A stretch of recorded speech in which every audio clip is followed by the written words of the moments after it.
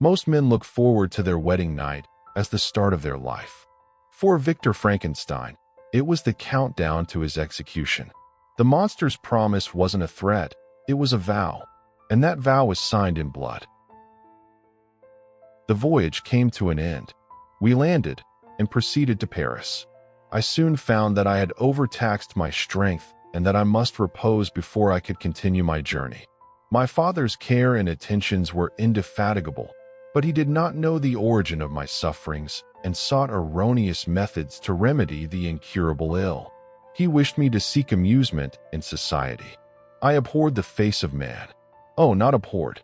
They were my brethren, my fellow beings, and I felt attracted even to the most repulsive among them, as to creatures of an angelic nature and celestial mechanism.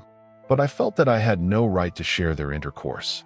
I had unchained an enemy among them whose joy it was to shed their blood and to revel in their groans. My father yielded at length to my desire to avoid society. Sometimes he thought that I felt deeply the degradation of being obliged to answer a charge of murder. Alas, my father, said I, how little do you know me? Human beings, their feelings and passions, would indeed be degraded if such a wretch as I felt pride. William, Justine, and Henry, they all died by my hands. My father had often, during my imprisonment, heard me make the same assertion. When I thus accused myself, he sometimes seemed to desire an explanation, and at others he appeared to consider it as the offspring of delirium. I avoided explanation and maintained a continual silence concerning the wretch I had created. I had a persuasion that I should be supposed mad, and this in itself would forever have chained my tongue. But, besides, I could not bring myself to disclose a secret which would fill my hearer with consternation and make fear and unnatural horror the inmates of his breast.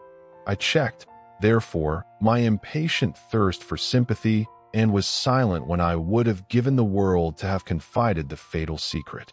I am not mad, I cried energetically. The sun and the heavens, who have viewed my operations, can bear witness of my truth. I am the assassin of those most innocent victims. They died by my machinations. 1,000 times would I have shed my own blood, drop by drop, to have saved their lives. But I could not, my father. Indeed, I could not sacrifice the whole human race. As time passed away, I became more calm. Misery had her dwelling in my heart, but I no longer talked in the same incoherent manner of my own crimes. Sufficient for me was the consciousness of them.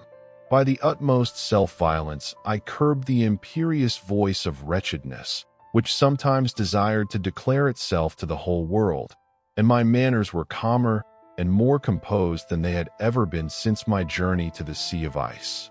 A few days before we left Paris on our way to Switzerland, I received the following letter from Elizabeth.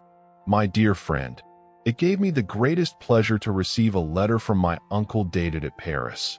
You are no longer at a formidable distance, and I may hope to see you in less than a fortnight. Yet I fear that the same feelings now exist that made you so miserable a year ago. You well know, Victor, that our union had been the favorite plan of your parents ever since our infancy. But as brother and sister often entertain a lively affection towards each other without desiring a more intimate union, may not such also be our case? Tell me, dearest Victor, do you not love another? I confess to you, my friend, that I love you, and that in my airy dreams of futurity you have been my constant friend and companion. But it is your happiness I desire, as well as my own, when I declare to you that our marriage would render me eternally miserable unless it were the dictate of your own free choice. Even now I weep to think that, borne down as you are by the cruelest misfortunes, you may stifle, by the word honor, all hope of that love and happiness which would alone restore you to yourself. Be happy, my friend, and if you obey me in this one request, remain satisfied that nothing on earth will have the power to interrupt my tranquility. Elizabeth Lavenza, Geneva, May 18, 17. This letter revived in my memory what I had before forgotten, the threat of the fiend. I will be with you on your wedding night. Such was my sentence. And on that night would the demon employ every art to destroy me and tear me from the glimpse of happiness which promised partly to console my sufferings. On that night, he had determined to consummate his crimes by my death. Well, be it so. A deadly struggle would then assuredly take place, in which if he were victorious, I should be at peace and his power over me be at an end. Sweet and beloved Elizabeth, I read and reread her letter, and some softened feeling stole into my heart and dared to whisper paradisiacal dreams of love and joy. But the apple was already eaten, and the angel's arm bared to drive me from all hope. Yet I would die to make her happy. In this state of mind, I wrote to Elizabeth. My letter was calm and affectionate. I fear, my beloved girl, I said, little happiness remains for us on earth, yet all that I may one day enjoy is centered in you. Chase away your idle fears. To you alone do I consecrate my life and my endeavors for contentment. I have one secret, Elizabeth, a dreadful one.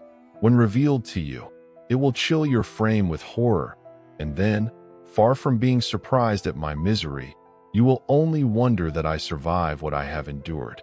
I will confide this tale of misery and terror to you the day after our marriage shall take place. For, my sweet cousin, there must be perfect confidence between us.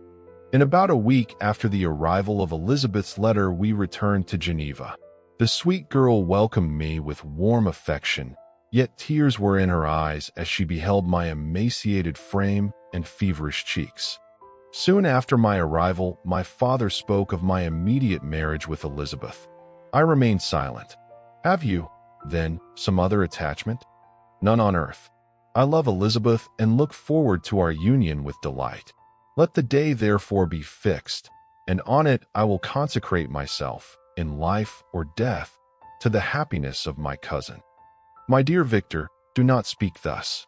Heavy misfortunes have befallen us, but let us only cling closer to what remains and transfer our love for those whom we have lost to those who yet live.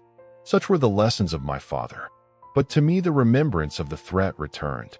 Death was no evil to me if the loss of Elizabeth were balanced with it, and I therefore, with a contented and even cheerful countenance, agreed with my father that if my cousin would consent, the ceremony should take place in 10 days. Great God! If for one instant I had thought what might be the hellish intention of my fiendish adversary, I would rather have banished myself forever from my native country and wandered a friendless outcast over the earth than have consented to this miserable marriage. But the monster had blinded me to his real intentions, and when I thought that I had prepared only my own death, I hastened that of a far dearer victim. Preparations were made for the event, congratulatory visits were received, and all wore a smiling appearance. I shut up, as well as I could, in my own heart the anxiety that preyed there, and entered with seeming earnestness into the plans of my father, although they might only serve as the decorations of my tragedy. In the meantime, I took every precaution to defend my person in case the fiend should openly attack me. I carried pistols and a dagger constantly about me, and was ever on the watch to prevent artifice, and by these means gained a greater degree of tranquility. After the ceremony was performed, a large party assembled at my father's, but it was agreed that Elizabeth and I should commence our journey by water, sleeping that night at Evian and continuing our voyage on the following day. The day was fair, the wind favorable. All smiled on our nuptial embarkation.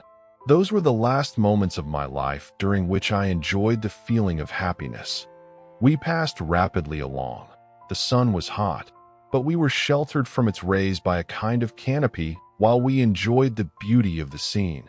Sometimes on one side of the lake, where we saw Mont Saleve, the pleasant banks of Montélimar, and at a distance, surmounting all, the beautiful Mont Blanc, and the assemblage of snowy mountains that in vain endeavor to emulate her. I took the hand of Elizabeth. You are sorrowful, my love. Ah, if you knew what I have suffered and what I may yet endure, you would endeavor to let me taste the quiet and freedom from despair that this one day, at least, permits me to enjoy. Be happy, my dear Victor, replied Elizabeth. There is, I hope, nothing to distress you. And be assured that if a lively joy is not painted in my face, my heart is contented. Something whispers to me not to depend too much on the prospect that is open before us. But I will not listen to such a sinister voice. What a divine day! How happy and serene all nature appears. The sun sank beneath the horizon as we landed, and as I touched the shore, I felt those cares and fears revive which soon were to clasp me and cling to me forever.